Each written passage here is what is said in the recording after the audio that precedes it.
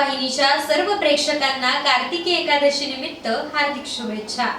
सुरुवात करणार आहोत बातमीपत्राला, पण त्याआधी नजर टाकूयात आजच्या महत्त्वाच्या घडामोडींवर। महायुतीचे उमेदवार योगेश कदम यांच्या कार्यकर्त्यांचा मेसेज व्हायरल। कार्यकर्त्यांनी केला मोठा खुलासा। आचारसंहितेमुळे यंदा कार्तिकी एकादशी विठुरायाची शासकीय महापूजा आयुक्त चंद्रकांत कुलकंजवार यांच्या हस्ते संपन्न। चिपळूणमधील युनायटेड स्कूल 1998 च्या बॅचचे विद्यार्थी आपल्या शिक्षकांसह रमले जुन्या आठवणी। इथे फॉरेन रिटर्नचं काम नाही, इथे जमिनीवरचा कार्यकर्ता लागतो। रविशेठ पाटील यांची अतुल म्हात्रेंवर टीका। आणि मोकाट कुत्र्यांच्या वाढत्या उपद्रवाने खेडमधील नागरिक हैराण, वाहन चालकही धास्तावले। पाहुयात सविस्तर वृत्त।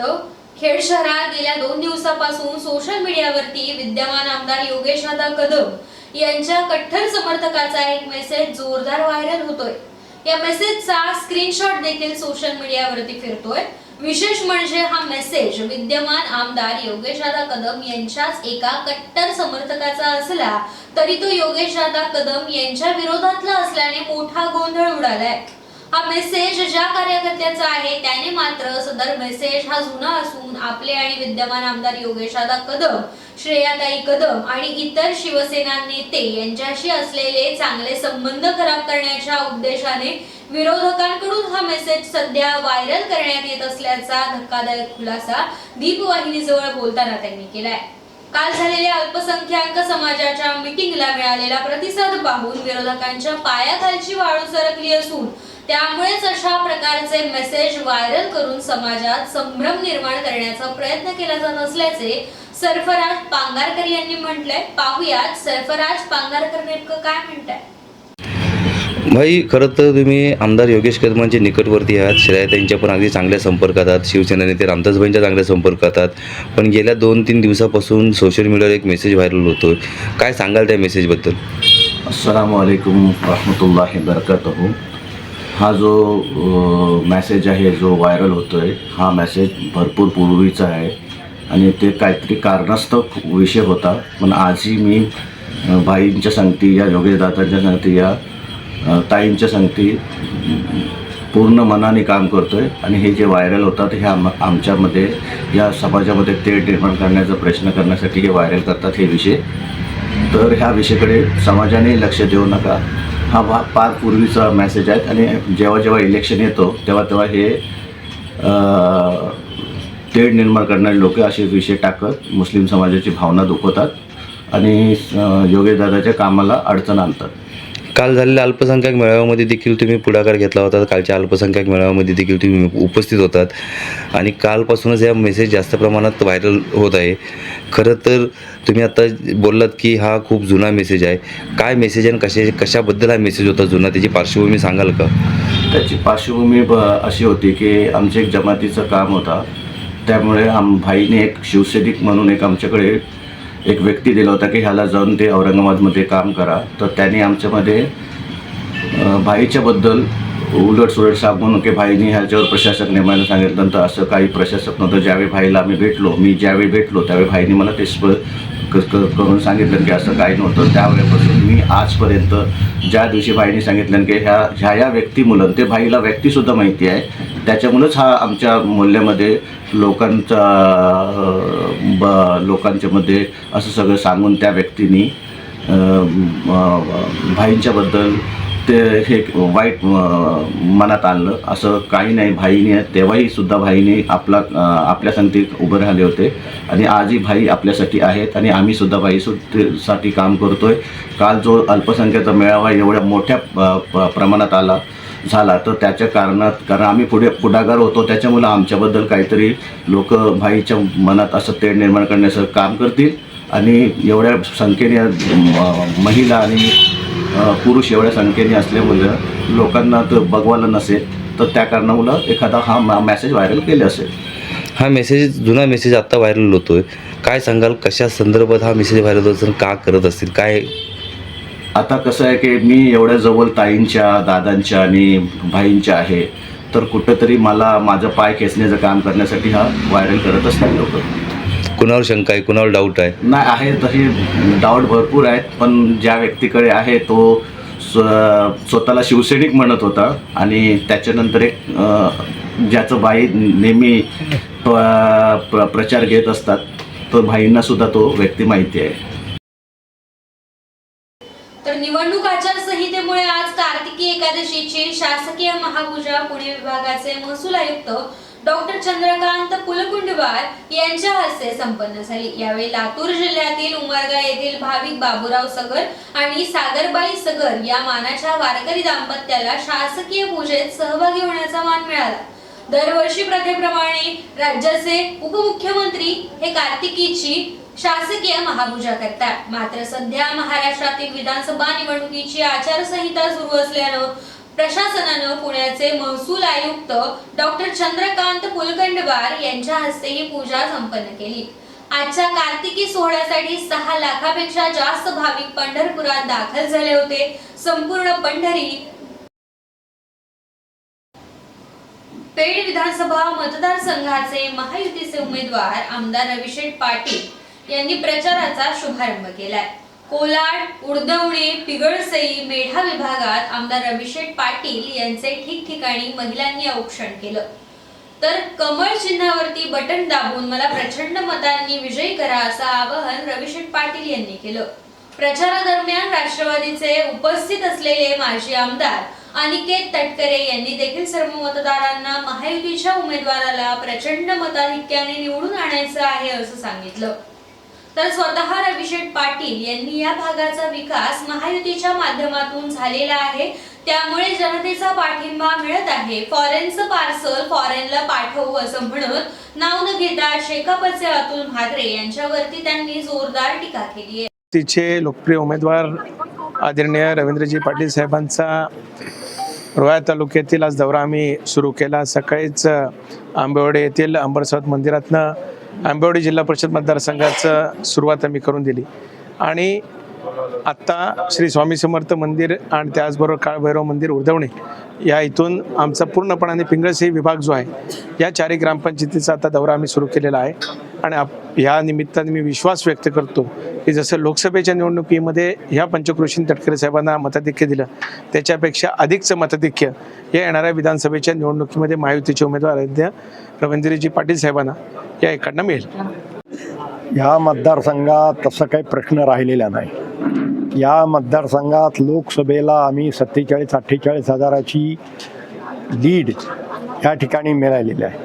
आता याच्या पुढचा प्रश्न विचारण्याचं कारणच राहिलेलं नाही.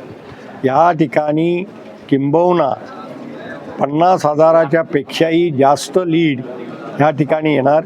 विरोधी पार्टीकडं तसे उमेदवार नाहीत. फॉरेन रिटर्न असले ते फॉरेन रिटर्न फक्त तेवढे कागदापुरतेच आहेत. असं आहे, फॉरेन रिटर्न इथं फॉरेन रिटर्नचं काम नाही. इथं राजकारणात ग्रासरूटचा जमिनीवरचा कार्यकर्ता लागतो आणि जमिनीवरचे कार्यकर्ते तटकरे साहेबांसारखे आम्ही जमिनीवरचे कार्यकर्ते, त्याच्यामुळं फॉरेन रिटर्नचा काय प्रश्न राहत नाही. विकास व्हायला पाहिजे. 2-2.5 वर्षात या ठिकाणी या मतदारसंघात जेवढं 1700-1800 कोटीची कामं केली आणि ही 1700-1800 कोटीची याच्यापेक्षा किती कामं आणि त्यांच्याजवळ विकास करणारा काय अशी संधी आहे? त्यांच्याकडे काय जिल्हा परिषदचे उमेदवार कधी झालेत काय? पंचायत समितीचे उमेदवार झालेत काय? विधानसभेचं सोडा, लोकसभेचं सोडा. मग तुम्हाला सांगू, या सगळी भंपकबाजी आहे आणि त्यांच्याजवळ काही करिश्मा नाही. उगा चाललं लक्षात का बोलायचंच कधी आणि बोलायचा बा. माणूस हा माणूस असतो. सर्व जाती धर्मांचा सन्मान केला पाहिजे.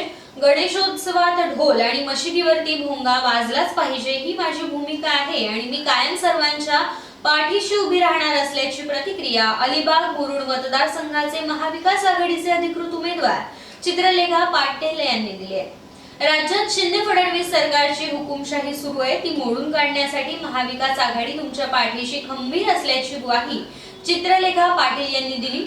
होऊ घातलेल्या विधानसभा निवडणुकीसाठी अलिबाग मुरुड मतदारसंघाचे महाविकास आघाडीचे अधिकृत उमेदवार चित्रलेखा पाटील यांच्या प्रचाराला आता वेग आलाय. मुलींना मी सायकल वाटले आहेत, तर सायकल वाटप असो किंवा घरकुल असो, घरकुलं आम्ही स्वखर्चाने देतो, मी आणि नुपाल जेठ. तर ती घरकुलं आम्ही यापुढे सुद्धा देऊ, ही माझी विजन आहे. आणि कोणत्याही गोरगरिबांवर अत्याचार नाही होणार याच्यासाठी मी कटिबद्ध राहील. आणि सगळ्या जाती धर्मांना, पंथांना, महिला पुरुषांना समानतेने पुढे कसं नेता येईल ह्याच्यासाठी मी कटिबद्ध राहील. मला 100% विश्वास आहे, कारण की माझ्यासोबत महाविकास आघाडी आहे, उद्धव बाळासाहेब ठाकरेंची सेना आहे, माझ्यासोबत काँग्रेस आहे.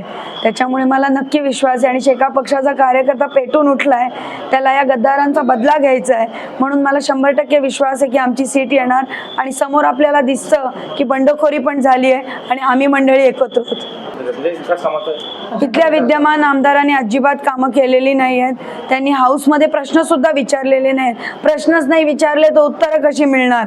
त्याच्यामुळे त्यांनी कामं केलेली नाहीत. त्यांना आपण गुवाहाटीला पाहिलं, प्लेनमधनं 50 खोके घेऊन येताना पाहिलं आहे. माझी विजन आहे, माझं काम लोकांनी पाहिलं आहे, ते एज्युकेशन क्षेत्रात असो, कोविडमध्ये असो किंवा एरवीसुद्धा पाहिलं आहे. शेका पक्षाच्या जयंतभाईंचं काम तुम्ही पाहिलं आहे. मी त्या पद्धतीनेच पुढे काम करीन. चणेरा विभागात विशेष करून मला एक चांगली CBSE शाळा बनवायची आहे. मला या ठिकाणी एक चांगलं बचत गट भवन बनवायचं आहे. मी बाहेरगाव फॉरेनहून, मी चांगली शिकलेली असल्यामुळे फॉरेनहून मी महिलांसाठी मोठं काम आणणार आहे त्यांच्या हाताला. आणि त्यांना त्यातनं रोजगार निर्मिती कशी होईल 200-500 महिलांना, याचा माझा पुढच्या काळात प्रयत्न आहे. तर विधानसभा सार्वत्रिक निवडणुकीमध्ये सर्व मतदारांना मतदानाचा हक्क योग्य रीतीने बजावता यावा यासाठी मतदानाच्या दिवशी सुट्टी देण्याबाबतचे शासन परिपत्रक उद्योग, ऊर्जा, कामगार आणि खनिकर्म विभागाने निर्गमित केले आहेत. अपवादात्मक परिस्थितीत कामगार, अधिकारी, कर्मचारी इत्यादींना पूर्ण सुट्टी देणे हे शक्य नसेल तर मतदान क्षेत्रातील कामगारांना मतदानाचा हक्क बजावण्यासाठी सुट्टीऐवजी कमीत कमी 2 तासाची सवलत देता येईल. कोणत्याही परिस्थितीत मतदारांना मतदानासाठी किमान 2 तासांची सवलत मिळेल याची दक्षता संबंधित आस्थापनांनी घेणं आवश्यक राहील, असं सहाय्यक कामगार आयुक्त संदेश आयरे यांनी म्हटलंय. तर वळूयात पुढच्या बातमीकडे. चिपळूण मधील युनायटेड स्कूल येथील 1998च्या बॅचचे विद्यार्थी आपल्या शिक्षकांसह जुन्या आठवणीत रमल्याचं पाहायला मिळालं. चिपळूण मधील शिक्षक पतपेढी हॉलमध्ये 9 नोव्हेंबर रोजी अतिशय आनंददायी वातावरणात शिक्षक विद्यार्थी स्नेह मेळावा संपन्न झाला. शिक्षकांच्या स्वागतासाठी या माजी विद्यार्थ्यांनी त्यांच्यावरती पुष्पवृष्टी देखील केली. दीप प्रज्वलन, सरस्वती पूजन करून या कार्यक्रमाची सुरुवात झाली. जनगण मन प्रार्थना झाल्यानंतर या विद्यार्थ्यांनी आपल्या शिक्षकांचे पद्यपूजन केलं आणि त्यांच्या प्रती असलेला आपला आदर व्यक्त केला. दुर्दैवाने जे शिक्षक आता आपल्या सोबत नाहीयेत त्यांना देखील त्यांनी श्रद्धांजली वाहिली. 25 वर्षांच्या दीर्घ भेटीनंतर शिक्षकांनी देखील त्यांचे मनोगत व्यक्त केले. जुन्या आठवणींना उजाळा मिळाल्याने शिक्षक आणि विद्यार्थ्यांचे डोळे पाणावले. या आठवणी जपण्यासाठी एक आठवण स्वरूपी शिक्षकांना सर्वांचा एकत्रित असा फोटो भेट स्वरूपात देण्यात आला. जे विद्यार्थी विविध क्षेत्रात पुढे आहेत त्यांचा विशेष सत्कार शिक्षकांनी केला. यावेळी 1998चे मुख्याध्यापक खरे सर, उपमुख्याध्यापक कानडे सर, शिक्षक, शिक्षकेतर कर्मचारी यांनी विद्यार्थ्यांचे कौतुक करून समाधान व्यक्त केलं आणि वंदे मातरम म्हणत या कार्यक्रमाची सांगता झाली. तर JCI खेडचा 43वा पदग्रहण सोहळा बुधवारी 13 नोव्हेंबर रोजी पाटणेलॉन खेड येथे रात्री 8 वाजता आयोजित करण्यात आलाय. सन 2025 या वर्षासाठी खेड JCIचे सदस्य JC अमर दळवी हे अध्यक्ष म्हणून तर JC कपिल कोळेकर हे सेक्रेटरी म्हणून शपथ घेणार आहेत. त्याचबरोबर त्यांच्या सोबत असणारे सर्व कार्यकारिणी आणि नवीन सभासद देखील शपथबद्ध होणार आहेत. सदर कार्यक्रमासाठी खेडमधील उद्योजक विलास बुटाला, याचबरोबर मुंबईमधील सेलिब्रिटी हेअर स्टायलिस्ट तथा नॅशनल हेअर ब्युटी अकॅडमीचे चेअरमन तुषार चव्हाण, झोन 11चे 2024चे अध्यक्ष JFD अतुल गोलकर, झोन 11चे 2025चे अध्यक्ष JC शाबा गाऊस, झोन 11च्या उपाध्यक्षा JC अर्चना राजन, JCIचे माजी अध्यक्ष हे प्रमुख मान्यवर म्हणून उपस्थित राहणार आहेत. तसेच खेड JCIचे सर्व सभासद आणि पदाधिकारी, खेडमधील व्यावसायिक, नागरिक, पत्रकार देखील यावेळेस आपली उपस्थिती दर्शवणार आहेत. तरी सदर कार्यक्रमाला आपण देखील उपस्थित राहावं असं आवाहन अध्यक्ष JC संकेत आपिष्टे आणि नूतन अध्यक्ष JC अमर दळवी यांनी केलंय. तर खेड शहरातील मुख्य मार्गावरती मोकाट कुत्र्यांच्या वाढत्या उपद्रवाने नागरिक हैराण झालेत. मोकाट कुत्र्यांचा बंदोबस्त करण्यासाठी अजूनही नगर प्रशासनाला सवडच मिळालेली नाहीये. खेड तहसीलदार कार्यालयातही मोकाट कुत्र्यांचा मुक्त संचार आहे. कुत्र्यांच्या वावराचा येथील तहसील कार्यालयात दैनंदिन कामकाजासाठी येणाऱ्या नागरिकांना त्रास होत असून त्यांनी देखील या कुत्र्यांचा चांगला झसका घेतलाय. याशिवाय मोकाट कुत्रे कोणत्याही क्षणी मार्गात आडवे येत असल्याने वाहन चालकही धास्तावलेत. खेड शहरातील मुख्य मार्गावरती मोकाट कुत्र्यांच्या भीतीदायक वावर सुरू असल्यामुळे नागरिक अक्षरशः मेटाकुटीस आलेत. या मार्गावरून ये जा करताना मोकाट कुत्र्यांच्या झुंडी आडव्या येत असल्याने वाहतुकीस देखील अडथळा निर्माण होऊन प्रसंगी अपघात देखील घडतात. बरेच वाहन चालक कुत्र्याला वाचवण्याच्या नादात अन्य वाहनावरती धडकतात आणि वाहतूक कोंडी होते, अपघात देखील होतात आणि वादाचे प्रसंग उद्भवतात. खेड बर्णे मार्गावर मोकाट कुत्र्यांनी अक्षरशः उच्छाद मांडलाय. येथील तहसील कार्यालयाचे आवारात आधीच वाहनांना जागा नाहीये. हे सर्व आवार पॅक झालंय. यामुळे दैनंदिन कामकाजासाठी तहसीलदार कार्यालयात येणाऱ्या नागरिकांना वाहने उभी असल्याने या ठिकाणाहून निमुळत्या जागेतून बऱ्याच वेळा मार्गक्रमण करत रस्ता शोधावा लागतोय. या समस्येने नागरिक हैराण झालेत आणि त्यातच आता मोकाट कुत्र्यांच्या बसस्थानामुळे नागरिकांची डोकेदुखी आणखी वाढली आहे. तहसीलदार कार्यालयाच्या आवारात मोकाट कुत्र्यांचा मुक्त संचार सुरू असताना देखील त्यांना तेथून पिटवण्यासाठी कोणीच तसदी घेत नसल्याने आश्चर्य व्यक्त केलं जात आहे. निवडणुकीच्या पार्श्वभूमीवरती तहसीलदार कार्यालयाच्या आवारात पोलीस यंत्रणासह नागरिकांचा वावर सर्वाधिक असतो, तरी देखील मोकाट कुत्र्यांना पिटवण्यासाठी कोणीच पुढाकार घेताना दिसत नाहीये. वाहने बाहेर काढताना कोणत्याही क्षणी प्रवेशद्वारावरती कुत्र्यांच्या झुंडी येत असल्याने वाचवण्याच्या नादात वाहने नजीकच्या गटारात कोसळत आहेत. तर महायुतीचे अधिकृत उमेदवार राजेश बेंडल यांच्या प्रचारार्थ गुडदे पंचायत समिती गणाची युवासेना बैठक पार पडली. होऊ घातलेल्या विधानसभा निवडणुकीत युवासेना पूर्ण क्षमतेने सहभागी होऊन गुहागर विधानसभेवरती बाळासाहेबांच्या विचारांचा भगवा फडकवण्यासाठी युवासेना मेहनत घेणार आहे असा विश्वास युवासेना विभाग अधिकारी गणेश उतेकर यांनी व्यक्त केलाय. या बैठकीला युवासेना तालुका प्रमुख सूरज रेवणे, शिवसेना विभाग प्रमुख गणेश उतेकर, गुहागर विधानसभा निरीक्षक अनुराग उतेकर, युवासेना विभाग प्रमुख गणेश उतेकर, ग्रामपंचायत सदस्य मेस्त्री अक्षय आमरे, आदर्श आमरे, ओंकार सुर्वे, रणजित सावंत, रघुनाथ सुर्वे आणि युवा सैनिक उपस्थित होते. तर आता वेळ झाली इथेच थांबण्याची. तुम्ही पाहत राहा दीपवाहिनी. जाता जाता तुम्हा सर्वांना पुन्हा एकदा कार्तिकी एकादशीच्या हार्दिक शुभेच्छा.